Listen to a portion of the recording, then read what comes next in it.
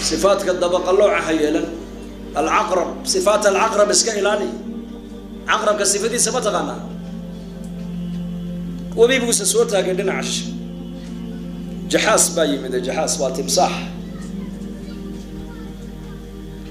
جحاس كيف أفكي سيبو كلابي لأنه حوكيد سوكر إلا دبق اللوع وبيقى كما تلابي كرايو أما جحاسكو برقنا وبحاب وبيقنا وقود احنو ليه دوش يسيبو فولي وبيقي مركو جحاسكي مركو وبيقى برتميه سأو مرينا يتمساحي ان عقربكي با قريني بالرو وكو دفتي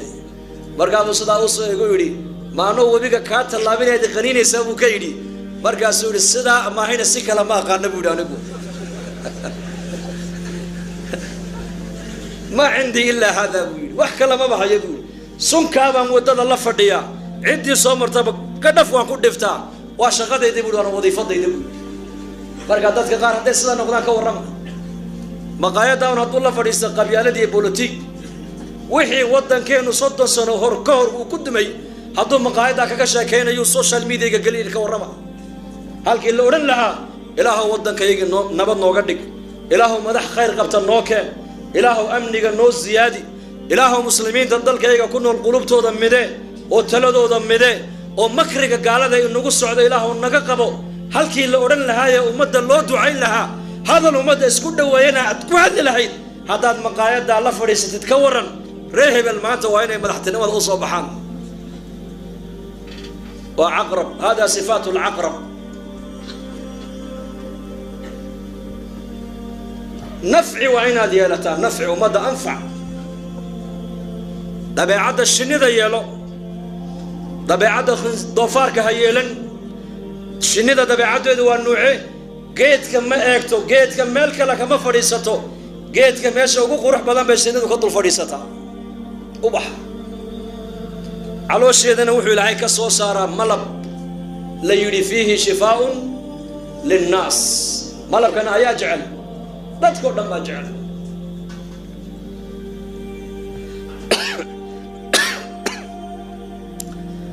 maxaa shinni looga soo shinnida maxaa malab looga soo saaray jirkeyga ma taqaanaan laana geedka meesha ugu qurux badan bay ka fadhiisataa iyadu markaas ilaahay caloosheeda wuxuu ka soo saaray casal ila yiri fihi shifaa'un linnaas ma ha dawa bal wa shifaa dawaaga iyo shifaaga farqi baa u dhaxeeya daawada marna ilaahay caafimaadka uu soo dhex marin karaa marna ilaahay caafimaadka ma soo dhex marin karo laakiin laba shay waa shifaa baa la yiri quraanka sheegay malabkuna waa shifaa quraankuna waa shifaa labada meesha bugta ee lagu eega xanuunka ma bareebaan weeyo waxba kama tagaan allah inasiya kalsoonida quraanka iyo malabka marka doofaarka dabiicadiisuna waa dabiicadiisu ma taqaanaan beer qurux badan haduu dhex yimaado meesha bullaacada qashin qubka la yiraahdo buu yimaadaa isagu lidaalika jirkiisu dhan waa bacteria shariicaduna waxay ku leedahay haddii ku taabto ama adu ataabatid toddoba jeer oo mar carra lagu dhaqay mooyaane si kale uu jeermiskaas jirkaaga uga baayaa ma jirto dadka qaar baa maanta war ummadda inta fiican baa laga eegaa dadka inta fiican baa laga eegaa shinnidu geedka inta fiican bay ka eegtay meesha ugu qurux badnaydna way ka fadhiisatay waxa ilaahay ka soo saarana malab la yiri waa dawo haddaad adiguna dadka qabaa'ilka iyo dadka inna way fiicayihiin inna way xun yihiin inta fiican ha eegine inta xun ha eegine انت ديغيسا انت في عن بلغا قاتا